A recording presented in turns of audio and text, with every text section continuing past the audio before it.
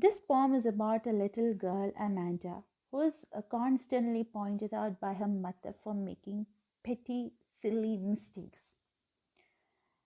The poet Robin Klein has beautifully expressed the girl's feelings in the poem about how she is controlled and instructed by her mother for small things. The poem conveys an important message that children should never be deprived of their freedom. They should not feel that for every small thing they do, their parents constantly nag them. It is a responsibility of the parents to bring up their children in such a way that they understand their viewpoint instead of getting frustrated. Children should not feel that an orphan has more freedom than them. This is the total summary of this poem, and now let's see the poem in detail. The poem goes like this. Don't bite your nails, Amanda. Don't hunch your shoulders, Amanda. Stop that slouching and sit up straight, Amanda. There is a languid emerald sea where the sole inhabitant is me, a mermaid drifting blissfully. Did you finish your homework, Amanda? Did you tidy your room, Amanda? I thought I told you to clean your shoes, Amanda. I am an orphan roaming the street. I pattern soft dust with my hushed bare feet. The silence is golden, the freedom is sweet. Don't eat that chocolate, Amanda. Remember your acne, Amanda. Will you please look at me when I am speaking to you, Amanda? I am Rapunzel. I have not a care. Life in a tower is triangle and rare. I'll certainly never let down my bright hair. Stop that sulking at once, Amanda. You're always so moody, Amanda. Anyone would think that I had nagged at you, Amanda. In this poem, we can see the character of a mother and her daughter. The mother is always trying to impose some rules on the daughter, while the daughter is having a different perspective in her life. Let's see that. Don't bite your nails, Amanda. Don't hunch your shoulders, Amanda. Stop that slouching and sit up straight, Amanda. There is a languid emerald sea where the whole inhabitant is me, a mermaid drifting blissfully. Here you can see some lines are kept inside a bracket. That is the inner voice of the girl, Amanda. Here the poet is describing Amanda, a little girl who is always pointed out by her mother for her mistakes and how she imagines her life to be. How Amanda imagines her life to be. The poet says that the mother is pointing out Amanda for biting nails, which is a bad habit. We agree, biting nails is a bad habit. Next, she asks her to sit straight without bending her shoulders. And Amanda has a habit of bending her shoulders and sitting lazily is being pointed out because her mother wants her to sit in the right posture. At this point of time, when she has been very much scolded by her mother, Amanda imagines herself to be in a deep green sea. Amanda says that she wants to be the only resident of this beautiful green sea. And she imagines herself like a mermaid who is alone there and leads her life in a very relaxing way. She says that she wants to be carried away by the current of water and feel the relaxing environment there.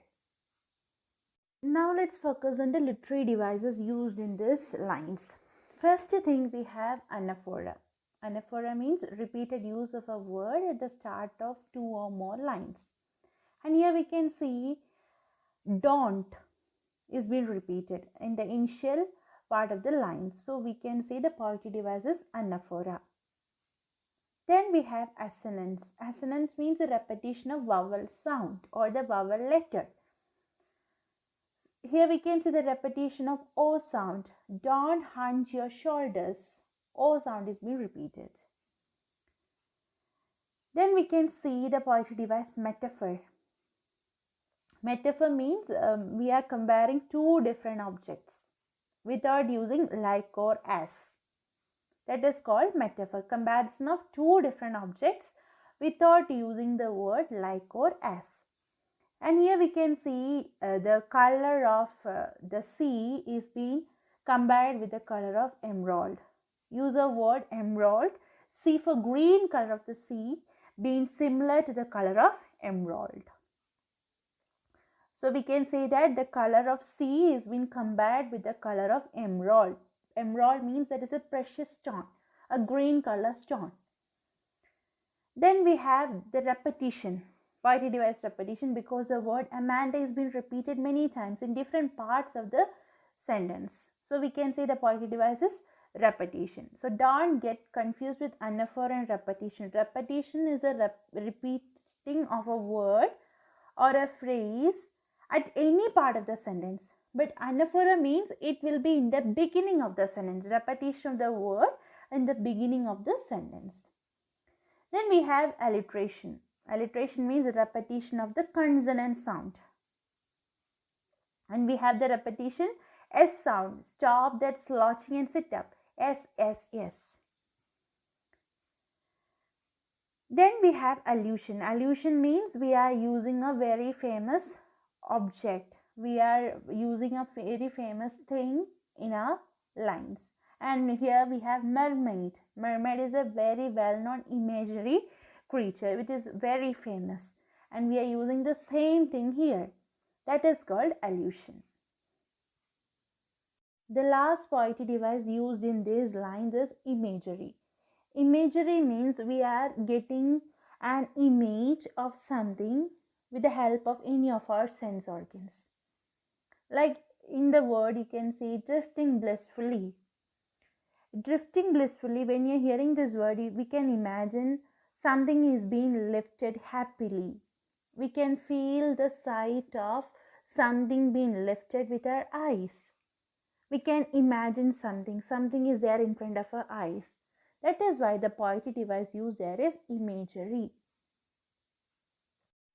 Did you finish your homework, Amanda? Did you tidy your room, Amanda? I thought I told you to clean your shoes. Amanda?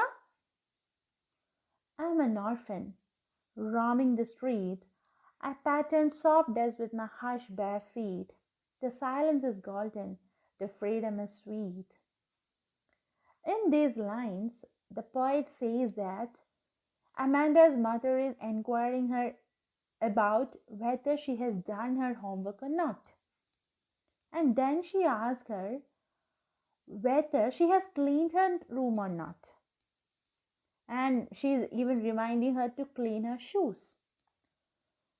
Here we can see that the mother is constantly asking questions to Amanda about her homework being done or not, whether she has cleaned her room and shoes or not.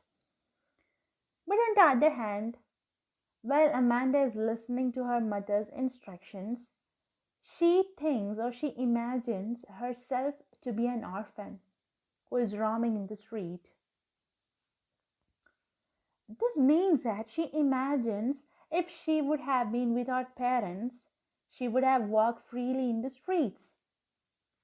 She would have drawn designs on the soft dust with her uncovered feet very quietly. So we can see that she thinks opposite to her mother. Her mother wants her to keep everything neat and clean. But Amanda wants to play in dust with her bare feet.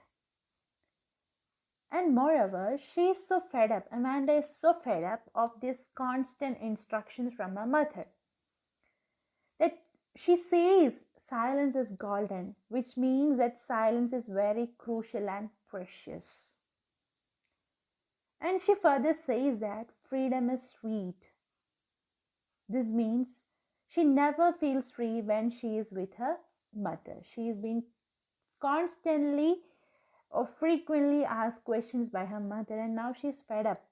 She never feels that she is free in the presence of her mother. Now let's focus on the literary devices used in these lines. First of all, we have anaphora. means repeated use of a word at the start of 2 or more lines. Then we can see the examples are did you finish, did you tidy, did you is being repeated. So we can say that is anaphora. Then we have the assonance. Assonance means use of the vowel sound, repetition of the vowel sound. You can see O sound is repeated in thought, told, you, your, shoes. Everywhere O sound is repeated.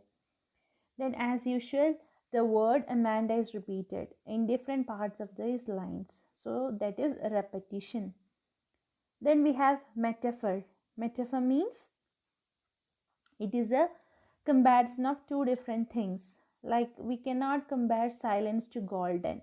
But here the poet has compared silence to golden. It is actually a phrase related to silence. So silence is said to be glorious like golden color. That is why it is a poetic device metaphor. Then freedom is sweet. We cannot compare freedom with a sweet thing, but the poet has compared in the form of taste. Freedom is said to be sweet in taste. The poet has compared freedom with sweetness. So we can say that silence and freedom have been compared to two different objects. Silence is compared with golden color and freedom is compared with sweet taste. So the poetic device used there is metaphor.